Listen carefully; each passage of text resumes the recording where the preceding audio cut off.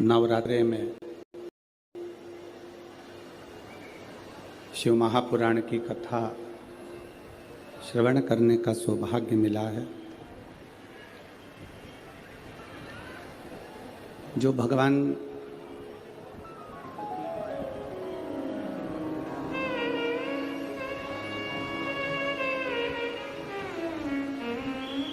देवादिदेव महादेव की कृपा से, करुणा से, उदारता से आप और हमको नवरात्रि के इस पावन अवसर पर 5 दिवसीय शिव महापुराण की कथा श्रवण करने का सौभाग्य मिला है। संपूर्ण नागपुर नगर के रहवासी एवं संपूर्ण क्षेत्रवासी आप सभी बड़े भाग्यशाली हैं, किस्मत वाले हैं जो नवरात्रि में ये बाबा की कथा आपके दरवाजे तक पहुंची है।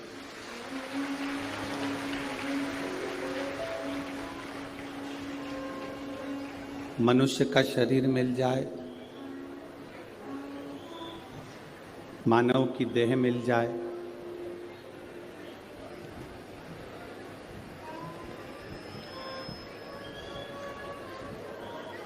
तो ये समझिएगा कि ये कहीं ना कहीं भगवान की कृपा हुई है, उनकी दया हुई है और उस दया के बल पर ये हमको शिव महापुराण की कथा श्रवण करने का सौभाग्य मिला है।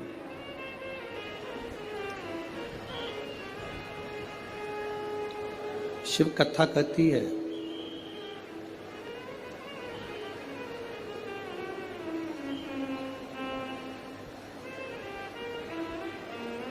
शिव जैसे गले में रुद्राक्ष की माला धारण करते हैं, आवाज बढ़ाओ, शिव जैसे गले में रुद्राक्ष की माला धारण करते हैं और वो रुद्राक्ष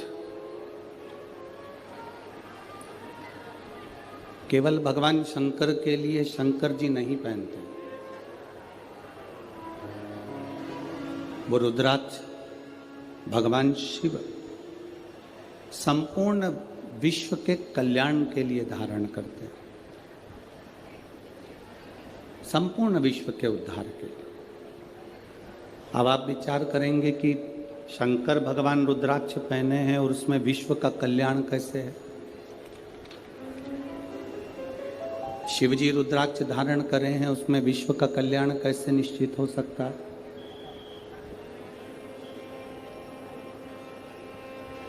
एक बात अपने भीतर उतार कर रखना, विद्येश्वर संहिता में लिखा है, ये वाला ऐसी आवाज कर रहा है, इसको बंद कर दो। विद्येश्वर संहिता में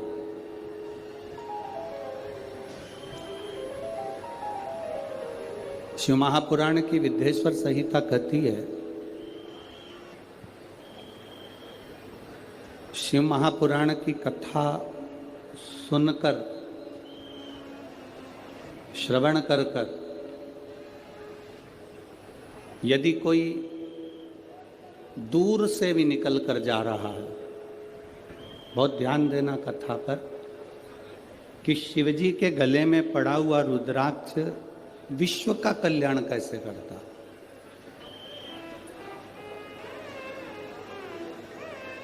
विद्येश्वर संहिता कहती है कि अगर कोई भूलवश भी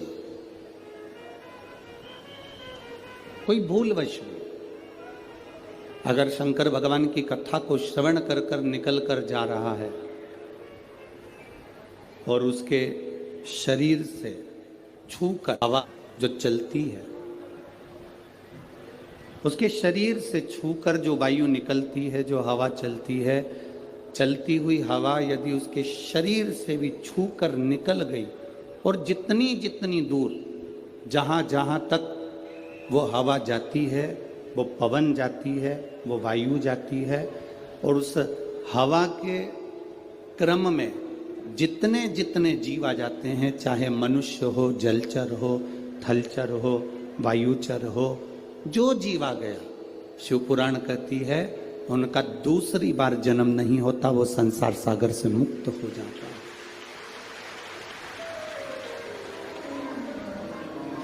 वो संसार सागर से मुक्त हो गए।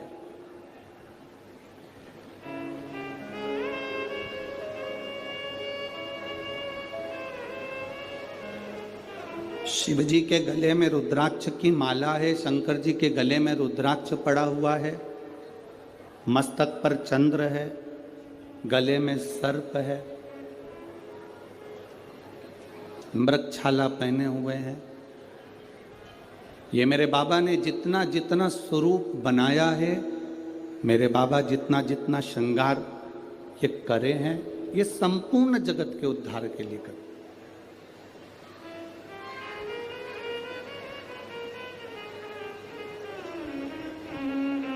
पार्वती जी ने स्वयं भगवान शंकर से अमर गुफा के अंतर्गत अमर कथा को श्रवण करते हुए माता पार्वती जी ने शिव जी से प्रश्न किया। उस प्रश्न का उत्तर आपके भी मुख पर होना चाहिए।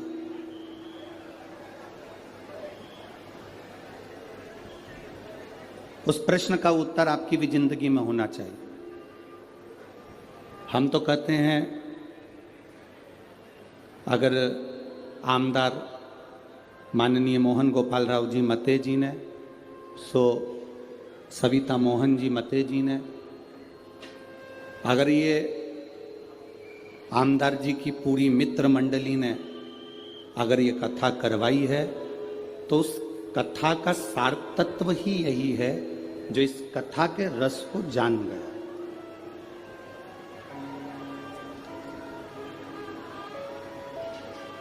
आज कथा के मंडप में माननीय सांसद महोदय कृपाल जी तुमाने जी भी विराजे हैं। शिव कथा कह रही है। एक प्रश्न माता पार्वती जी ने भगवान शंकर से कहा, अमरनाथ की गुफा में हम प्रवेश करें ना करें, अमरनाथ जी का दर्शन करने हम पहुँचे ना पहुँचे, अमरनाथ जी का हमने कभी दर्शन किया ना किया, हम कभी अमरनाथ दर्शन के लिए पहुँचे ना पहुँचे, पर ये प्रश्न और इसका उत्तर आपके भीतर होना चाहिए। ये प्रश्न भी हो और इसका उत्तर भी। पार्वती जी ने शिव जी से प्रश्न किया, बाबा, प्रभु, स्वामी, आपके शरीर पर जो वस्तु आपने धारण करी है, मैं 5 वस्तुओं को, पार्वती जी कहती हैं, आपसे पूछना चाहती हूं। केवल 5 वस्तु का मैं महत्व जानना चाहती हूं। एक, आपके गले में पड़ा हुआ रुद्राक्ष, दूसरा गले में पड़ा हुआ सांप, तीसरा मस्तक पे लगा हुआ चंद्र, चौथा मस्तक पे रखी हुई गंगा, और 5वां कंठ में पड़ा हुआ विष। ये 5 चीजें जो आपके पास में विराजमान है, ये 5 चीजें जो आपके पास में हैं, आपके पास में विराजमान है, इन 5 चीजों का दर्शन यदि संसार के मनुष्य को हो जाए, तो मैं ये जानना चाहती हूं कि वो संसार का मनुष्य किस लोक में जाता, किस स्थान पर जाता। बाबा देव अधिदेव महादेव जो माता पार्वती जी को कथा सुनाने के लिए विराजमान थे, अमर कथा जो कह रहे हैं, पार्वती जी को जो ज्ञान उपदेश दे रहे हैं, माता पार्वती जी को जो ज्ञान उपदेश प्रदान कर रहे हैं, वो भगवान शंकर पार्वती जी से कहते हैं, पार्वती तू 5 दर्शन को भूल जा, गंगा का दर्शन हुआ कि नहीं हुआ उससे मतलब नहीं, चंद्र का दर्शन हुआ कि नहीं हुआ उससे मतलब नहीं, कंठ में भरे हुए विष का दर्शन हुआ कि नहीं हुआ उसका मतलब नहीं, सर्प गले में पड़ा है उसका दर्शन हुआ कि नहीं हुआ उसका मतलब नहीं। पार्वती, अगर संसार का मनुष्य मेरे गले में पड़े हुए रुद्राक्ष को अगर अपने कंठ में धारण भी कर लेता है या उसका स्पर्श भी कर लेता है तो फिर पुनः उसका जन्म नहीं होता, वो कैलाश धाम का अधिपति बन जाता। एक रुद्राक्ष का मन का, एक रुद्राक्ष का मन का, ये मनुष्य के जीवन को सुख प्रदान कर देता।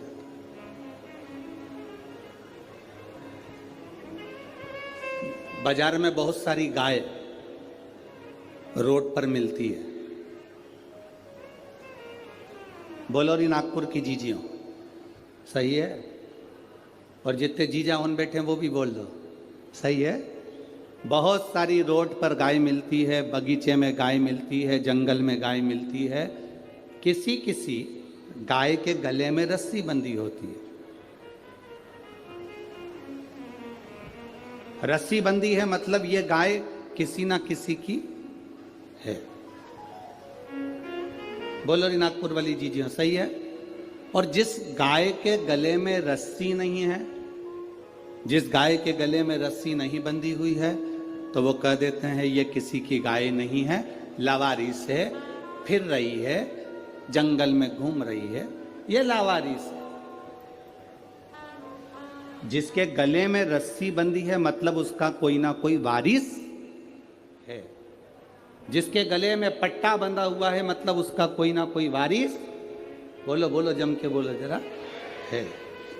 और जिसके गले में रस्सी नहीं है, जिसके गले में पट्टा नहीं है, जिसके गले में रस्सी नहीं बंधी है, वो वारिस नहीं है, तो वो क्या कहलाती है? लावारिस। वो वारिस नहीं है, वो लावारिस है।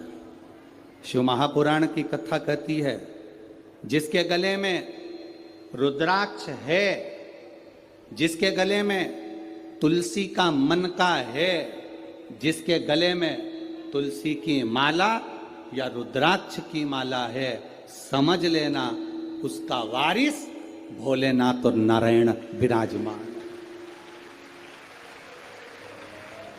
उसका वारिस है।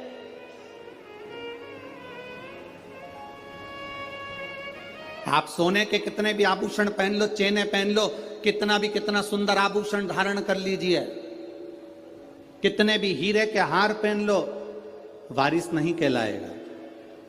पर एक गले में अगर रुद्राक्ष का मन का, कोई ने एक पत्र लिखा था कल की कथा में, क्या रुद्राक्ष स्त्री धारण कर सकती है? क्यों नहीं?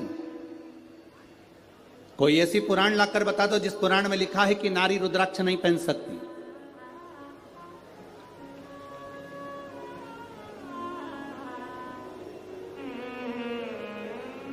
उस पत्र में लिखा था क्या नारी, क्या स्त्री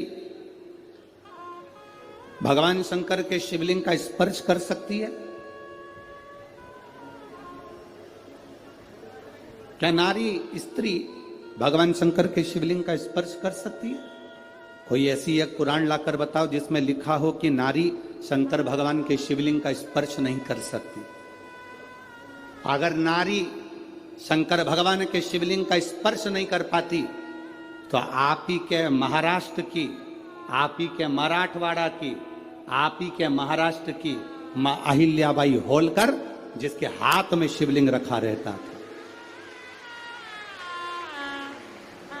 आप ही के मराठवाड़ा की, आप ही के महाराष्ट्र की मां अहिल्याबाई होलकर, जिनके हाथ में हमेशा शिवलिंग रखा हुआ था।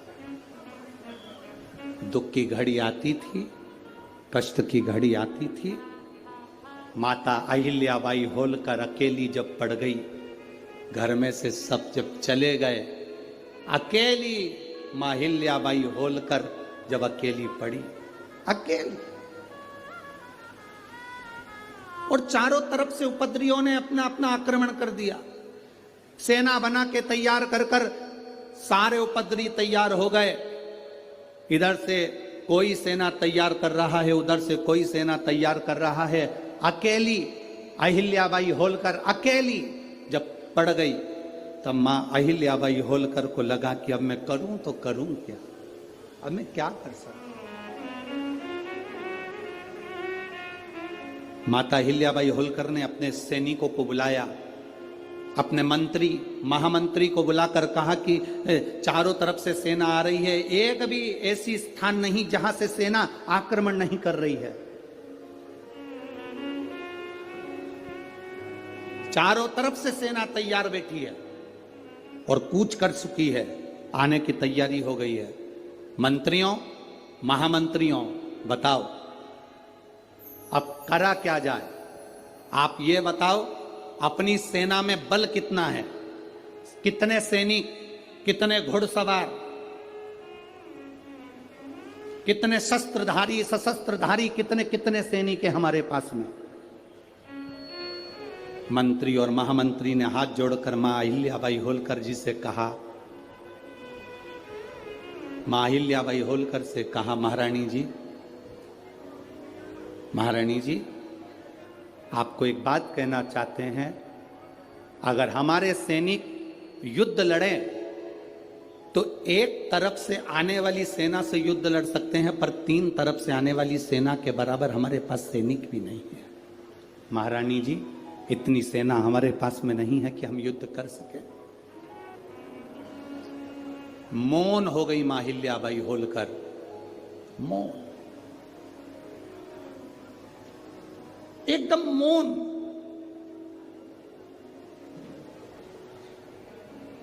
मां अहिल्याबाई होलकर एकदम मौन हो गई।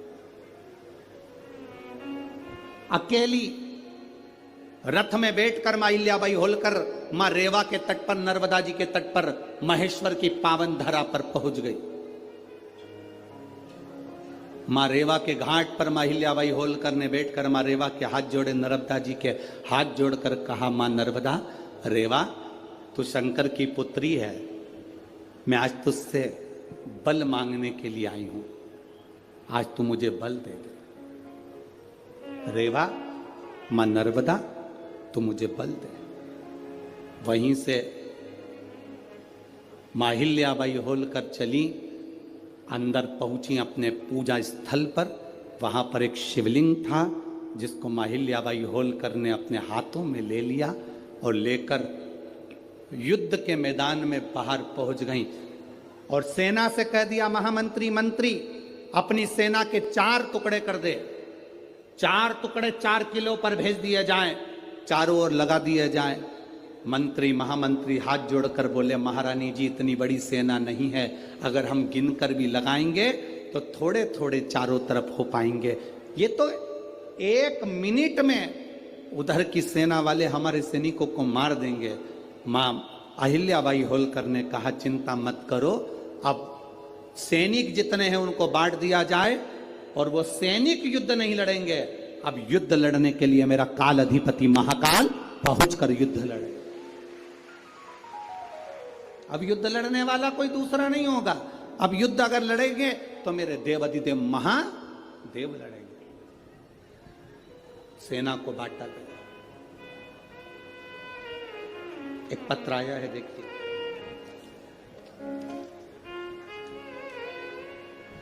मेरा नाम मंजरी मंदार पाटिल है, मैं गोपाल नगर नागपुर की रहवासी हूं। कहीं बैठी हो तो हाथ हिला सकती हैं, कहीं बैठी हो तो हाथ हिला सकती हैं।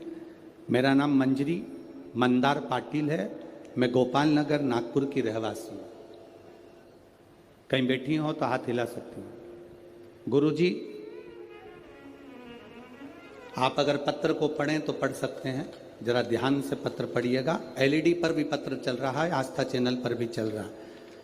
गुरुजी, सच्ची श्रद्धा से बताती हूं कि मेरा आप पर बिल्कुल भी भरोसा नहीं था। बहुत सारी महिलाएं आपके बारे में कहती थी, कई लोग कहते थे कि एक बार कथा सुना करो, पर मेरा आप पर बिल्कुल भरोसा नहीं था। ऐसी टीवी पर ना जाने कितने महाराज आते हैं, कथा कहते हैं, अपना अपना यश गुण गाते हैं, पर मेरा भरोसा, मेरा विश्वास आप पर बिल्कुल नहीं था।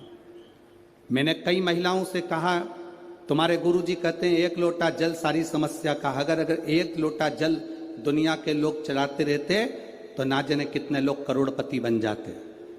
मैं नहीं मानती ऐसे गुरुजी को, मैंने आपकी कथा भी नहीं सुनी थी, आपको मानती भी नहीं थी, पर गुरुजी मैं खुद बहुत दुखी थी, बहुत तकलीफ में थी।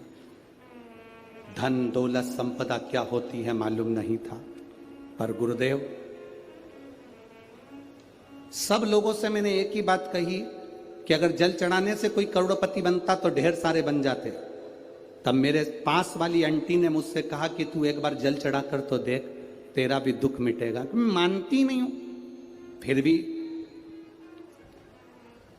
4 साल से मैं अपने बच्चों को अकेली साथ में रहती हूं, उन बच्चों के साथ में छोटा सा कारोबार है, मेहंदी तेल, बस यही फेस पैक वगैरह की बेचती हूँ, बनाती हूँ, इतना चलता नहीं है, गरीबड़ी हूँ, तो विश्वास कैसे करूं?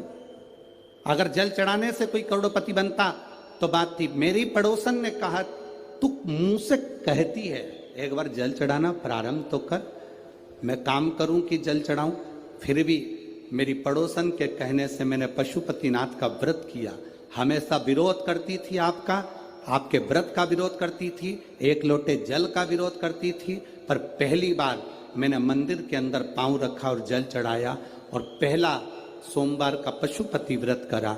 मैं बाबा का क्या वर्णन करूं गुरुदेव, बाबा ने मेरी जिंदगी पलट दी और मुझे वास्तव में कि वो करोड़पति बनाने वाला भी वही है और सुख देने वाला भी वही है। मैं क्या वर्णन करूं, पहला सोमवार, और मुझे छत्तीसगढ़ से एक कंपनी ने मेहंदी और तेल और फेस पैक का ऑर्डर दे दिया, जो कि कई लाखों का था। बाबा की कृपा से मुझे पहले सोमवार पर वो फल प्राप्त हो गया। गुरुदेव, पहला ऑर्डर मैंने पूरा करा जब मुझे लाखों रुपए का फायदा हुआ। दूसरा ऑर्डर फिर मुझे वापिस छत्तीसगढ़ से फिर प्राप्त हुआ और बाबा की कृपा से लोग सत्य कहते हैं गुरुजी, सारी समस्या का हल एक लोटा जल है। अब मैं छाती ठोक कर कह सकती हूं गुरुदेव कि शिव महापुराण कोई पुराण नहीं, स्वयं शिव पुराण के रूप में शंकर कथा करने आता है और शंकर कथा कहता है और शंकर ही कथा सुनता है। ये शिव तत्व है, ये औघड़ी है, ये शंभु है, ये शंभु है। अगर कहीं बैठी हो, मंजरी मंदार पाटिल, गोपाल नगर, नागपुर रहवासी, कहीं बैठी हैं? आप ही हैं? एक बार हाथ हिला दो। श्री शिवाय नमस्तुभ्यम, बधाई आपको, साधुवाता। ये शिव तत्व है, औघड़ी।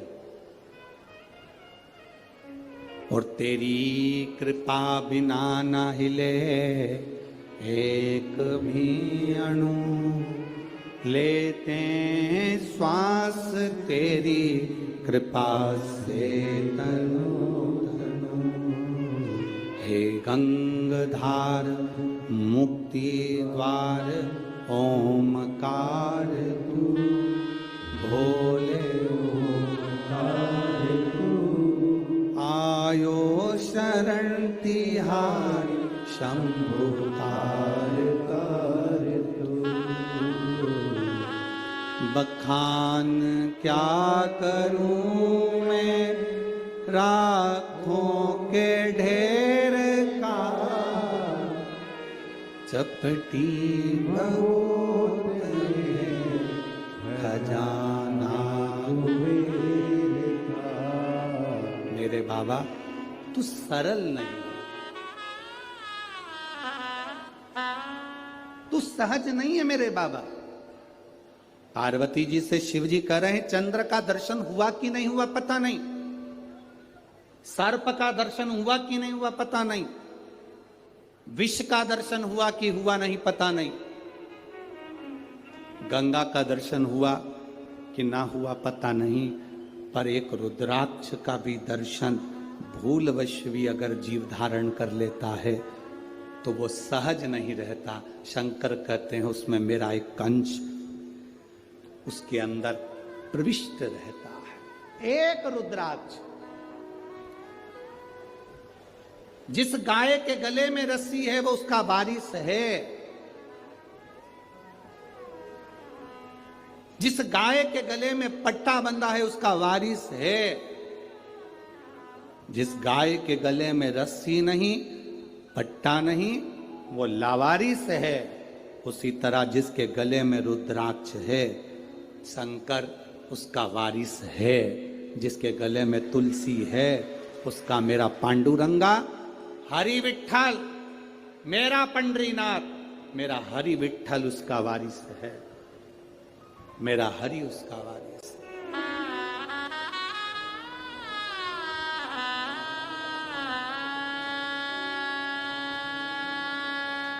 उसका वारिस कहलाएगा। आप कभी अपने मुख से ये मत कहना कि मेरा कोई नहीं। जिसके गले में रुद्राक्ष होता है, जिसके गले में तुलसी की माला होती है, वो कभी अपने मुख से ये ना कहे कि मैं अकेला हूं, मेरा कोई नहीं है। जिसके गले में रुद्राक्ष होता है उसके साथ शंकर और 33 कोटि देवता होते हैं। जिसके गले में तुलसी का मन का, तुलसी की माला होती है, उसके साथ पांडुरंगा हरि विठ्ठल, मेरा नारायण और सारे देवता होते हैं। सब हैं आपके साथ।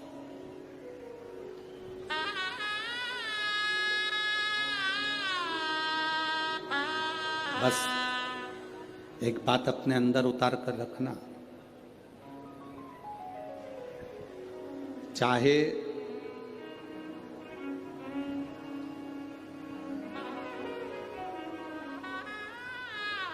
घर में फर्नीचर कम होगा, चल जाएगा। क्या कम होगा? बोलो बोलो, जम के बोलो जरा। फर्नीचर, घर में फर्नीचर कम होगा, चलेगा, पर आपके नेचर कम होगा, नहीं चलेगा। नेचर प्रबल रखिए।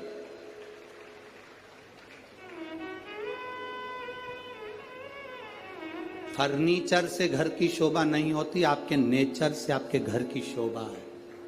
आप क्या नेचर रखते हो, आपका व्यवहार क्या रखते हो, आपके चेहरे पर कितनी स्माइल है, आपके चेहरे पर कितनी मुस्कान है, आपके बोलने का तरीका क्या है, आपके अंदर कितनी नम्रता है, वो देखा जाता है।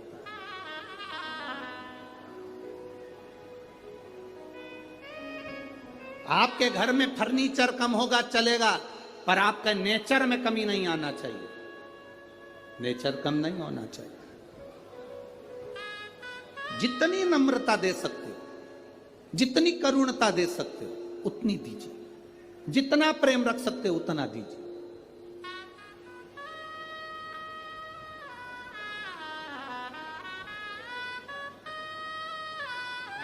महाराष्ट्र में होता होगा, हमारे इधर तो नहीं होता। महाराष्ट्र में हमने देखा भी नहीं। यहाँ पर जमीन कड़ली हो जाती है, बहुत कठोर हो जाती है, उसमें बीज डालोगे तो उग जाएगा क्या? लो तो जम के नहीं, फिर तो तुम भी हमारे उधर के हो गए। हमारे यहाँ की जमीन को नरम करा जाता है, हल चलाया जाता है, बखर चलाया जाता है, जमीन को नरम करा जाता है। जमीन जितनी नर्म होती है उसमें बीज कैसा भी डाल दिया जाए उग जाता है, पौधा लग जाता है। अगर जमीन नर्म नहीं होगी, जमीन एकदम कड़ली कठोर कड़क होगी, उसमें बीज डालना उगेगा ही नहीं। कितना भी पानी डालकर देख लेना, उगेगा ही नहीं। जमीन का नरम होना बीज को पैदा करता है। आपका नरम होना अपने भीतर भक्ति को पैदा करता है, भक्ति के बल को पैदा करता है। बहुत कड़ली जमीन बना लोगे तो उसमें बीज बोने पर कोई फायदा नहीं है। फसल में पानी दे दो, खाद डाल दो, दवाई डाल दो, कोई फर्क नहीं पड़ता, बीज नहीं उगेगा क्योंकि जमीन कड़ली थी। कड़ली जमीन में तुमने बीज बो दिया, उसका कोई लाभ नहीं है। तुम अंदर से कितने भी कड़ले बन जाओ, कठोर हो जाओ, तुम्हारे अंदर कितना भी गुस्सा भर लो, क्रोध भर लो, कितनी भी तृष्णा भर लो, उसमें भक्ति का बीज बोओगे तो कभी लगने वाला नहीं है। नेचर बदलो। फर्नीचर बदलने से कुछ नहीं होगा घर का। अभी इससे पहले छत्तीसगढ़ की कथा थी, हमने कहा था घर बदल के देख लिया, घर में शांति नहीं आई। दुकान बदल कर देख ली, शांति नहीं आई। व्यापार बदल कर देख लिया, शांति नहीं आई।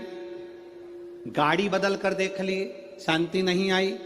किसी ने कह दिया घर की दिशा चेंज कर लो, वो बदल ली। किसी ने कहा बाथरूम बदल लो, कोई ने कहा सीढ़ी बदल लो, कोई ने कहा रसोई घर बदल लो, कोई ने कहा दुकान बदल लो, कोई ने कहा व्यापार बदल लो, कोई ने कहा गाड़ी बदल लो, कोई ने कहा पहनने का तरीका बदल लो, कोई ने कहा कपड़े बदल लो। कुछ फायदा नहीं हुआ। अब एक बार शिव महापुराण की कथा मानो, कुछ मत बदलो। जिस घर में रह रहे हो उसी में रहो, जो व्यापार कर रहे हो उसी को करो, बस अपने नेचर को थोड़ा सा बदल लो, सब कुछ अच्छा हो जाए। बोल बम का नारा है, इतना धीमा बोलोगे तो कल्याण तुम्हारा है। अच्छे से बोलो जरा, बोल बम का नारा है, सारी समस्या का हल शिव तत्व को पाना। हम अंदर से कठोर बन गए, बहुत कठोर। अब इतनी भीतर की कठोरता हमारे भीतर विश्वास कैसे पैदा करेगी? हमारे भीतर भक्ति कैसे पैदा करेगी? हमारे भीतर नम्रता कैसे पैदा करेगी? शिव जी से पार्वती जी ने पूछा कि आपके ये 5 चीजों का दर्शन जीव को क्या देता है? शंकर भगवान कहते हैं इन 5 का दर्शन आप कर पाए ना कर पाए, केवल एक दर्शन भी अगर आपने कर लिया। काय का दर्शन? जम के बोलो जरा, रुद्राक्ष। महिलाएं पूछती हैं क्या रुद्राक्ष स्त्री पहन सकती है? क्यों नहीं?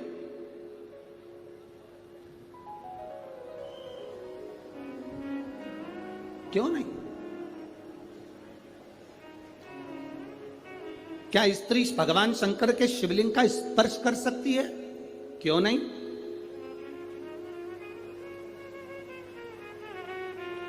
बस रजस्वला धर्म के समय पर स्पर्श ना करें, रजस्वला धर्म के समय पर भगवान को छुए ना, मंदिर देवालय शिवालय ना जाए।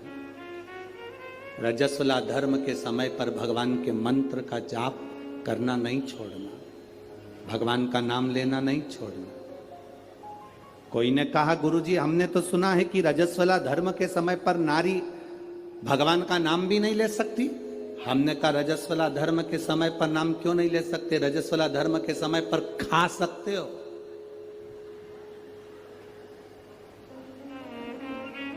मोबाइल चला सकते हो, सेल्फी ले सकते हो, तो फिर भगवान का नाम क्यों नहीं ले सकते? कौन सी पुराण में लिखा है कि रजस्वला धर्म के समय पर भगवान का भजन नहीं करना चाहिए या नाम नहीं लेना चाहिए? रजस्वला धर्म के समय पर मालूम पड़े अगर कोई व्यक्ति मर रहा हो और प्राण छूट रहे हो, तो क्या वो भगवान का नाम नहीं लेगा? उसके मुख से भजन नहीं निकलेगा? अरे अंत समय प्रभु आना पड़ेगा, वचन दिया तो निभाना पड़ेगा।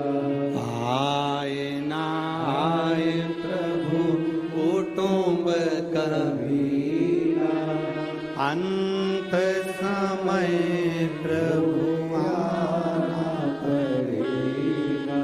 वचन दिया तो निभाना पड़ेगा, अंत समय प्रभु आना पड़ेगा। शिव कथा कर रही है। अंत समय में कौन सी घड़ी हमारी आखिरी है, कौन सा पल हमारा आखिरी है, कौन सा समय हमारा आखिरी है, किसको मालूम है साहब? किसको पता है? किसको मालूम?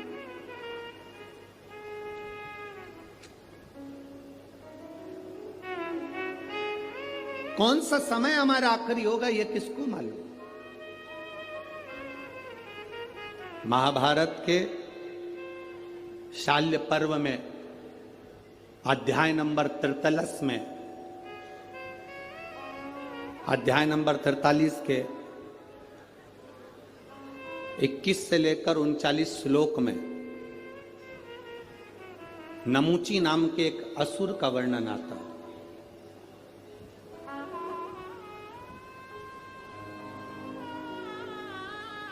वो नमूची, जिसका नाम था नमूची, एक ऐसा दैत्य नमूची जिसके भाई थे शुंभ और निशुंभ, जिसका भाई था मैदानव, जिसका भाई था रंभ और करम। शुंभ निशुंभ का भाई नमूची,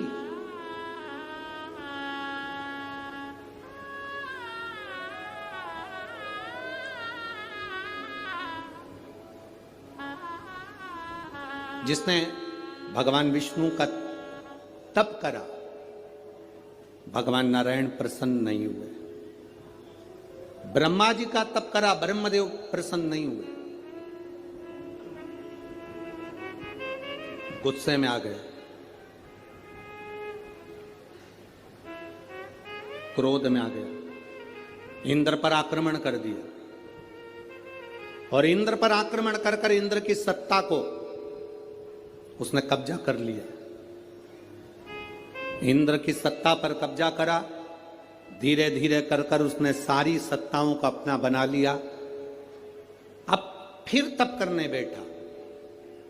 अब उसने सोचा कि इंद्र की सत्ता मेरी हो गई, सारी सत्ता मेरी हो गई, अगर नारायण और ब्रह्मा ने मेरे को वर नहीं दिया तो मैं उनकी सत्ता को भी अपना बना लूंगा। वो क्रोध में आकर तप करने बैठ गए। तप करा तो ब्रह्मदेव और भगवान विष्णु प्रकट हुए। भगवान ब्रह्मा जी ने कहा, नमूची तुझे क्या चाहिए? नमूची ने कहा कि बस मुझे वर चाहिए। ब्रह्मा जी ने कहा वर देने की सामर्थ्यता तो नारायण में। ब्रह्मा जी का तप छोड़कर नमूची भगवान विष्णु की साधना करने लगा। भगवान नारायण की साधना करते करते भगवान नारायण प्रकट हो गए और भगवान नारायण ने प्रकट होकर पूछा, नमूची तुझे क्या चाहिए? नमूची कहता है बस मैं आपसे वर मांगना चाहता हूं। इतने में भगवान विष्णु ने सोचा कि अगर मैं नमूची को वर दे दूंगा और ये क्या मांग लेगा पता नहीं, तो भगवान विष्णु ने कहा कि वर देने की सामर्थ्यता तो मुझ में है ही नहीं, वर तो महादेव दे सकते। अब नमूची भगवान शिव को ढूंढते ढूंढते भगवान शंकर की साधना करना है और कैलाश पर पहुंच गए।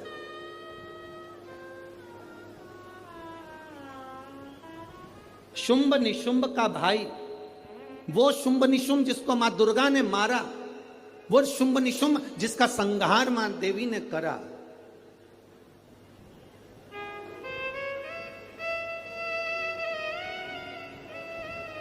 देवी जी की आरती में आप लोग गाते होंगे, गाते हो, शुंभ निशुंभ का वर्णन होता है।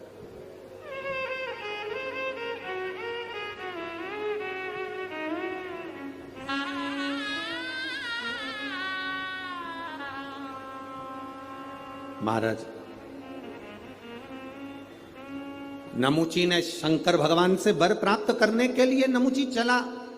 कैलाश पर पहुंचा तो देवादिदेव महादेव नहीं थे, माता पार्वती जी नहीं थी, ना शंकर थे ना पार्वती थी, दोनों गए हुए थे भ्रमण के ऊपर। प्रदोष का दिन, प्रदोष काल का समय, भगवान शंकर प्रदोष के दिन, प्रदोष काल में अपने भक्तों के घर पर नंदी के कान में जो बोल कर जाता है, शिवजी नंदी पर बैठकर उस भक्त के दरवाजे पर उसका कल्याण करने के लिए प्रदोष के दिन प्रदोष काल में पहुंचते हैं। हर हर। प्रदोष के दिन, प्रदोष काल में देवाधिदेव महादेव उस शंकर के भक्त के घर जाते हैं जो भगवान नंदीश्वर के कान में कहकर जाता। नंदी के कान में जिसने कहा।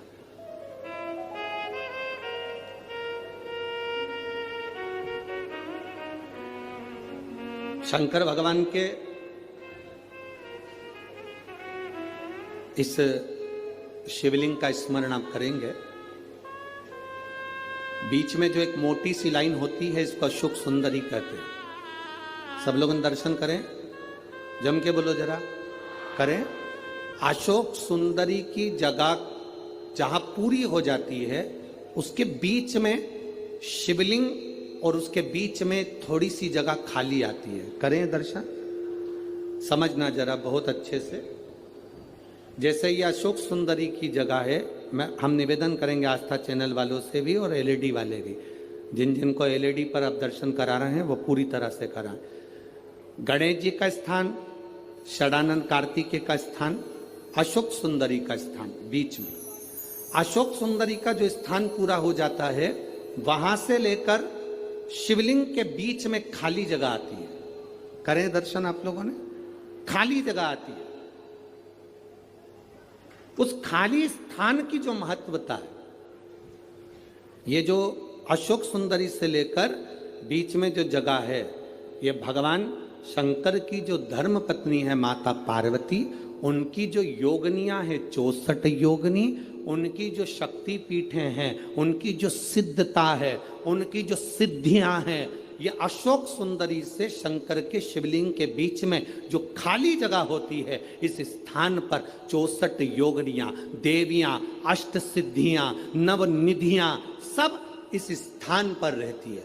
इसलिए हमारे यहाँ शिव महापुराण की कथा कहती है, पूर्ण पूजन के बाद अगर कोई नारी, कोई पुरुष, कोई बच्चा, कोई बुजुर्ग अपने मन की बात का स्मरण इस जगह पर हाथ को रखकर, जैसे किसी के हृदय पर हाथ रखते हैं तो दिल धड़कता हुआ स्मरण होता है, उसी तरह यहाँ स्पर्श करेंगे और स्पर्श कर कर जब अपने मन की बात कहते हैं तो देवाधिदेव महादेव नंदी के साथ आकर प्रदोष के दिन कार्य की सिद्धता पूर्ण करते। उस स्थान की मूलता होती है, वो स्थान। समझ में आ गई ना जगह? अरे बोलो तो जम के। नहीं समझ में आई हो तो एक बार फिर वापिस समझ लीजिए, फिर समझो वापिस। स्थान देखिएगा। अपने को भगवान की कृपा से यहाँ नागपुर में शंकर जी का शिवलिंग कोई ने कागज का बनाकर यहाँ जो भेजा, ये काम बाबा की कृपा से आप लोगों के स्मरण के लिए आया। देखिए जरा, गणेश जी का स्थान, कार्तिकेय जी का स्थान, बीच में ये आ गई अशोक सुंदरी की मोटी सी लाइन। अशोक सुंदरी की लाइन जहां खड़ी हो खत्म होती है, वहां से जो शिवलिंग रखा है इसके बीच की जो जगह है, ये जो बीच में अशोक सुंदरी के स्थान से लेकर शिवलिंग के स्थान के बीच में जो खाली जगह है, ये 64 योगनियां, अष्ट सिद्धियां, नवनिधियां, सब कुछ मेरे देवाधिदेव महादेव ने माता पार्वती को अपने चित्तवृत्ति के साथ यहां अनुमति प्रदान कर रखी है। वहां का स्पर्श, वहां का मात्र स्पर्श और हमारे दिल की बात, शंभो शरणे पड़ी मांगू घड़ी रे दुख काटो दया करी ने दर्शन। उस स्थान का स्पर्श हमें सुख देता, स्थान का स्पर्श।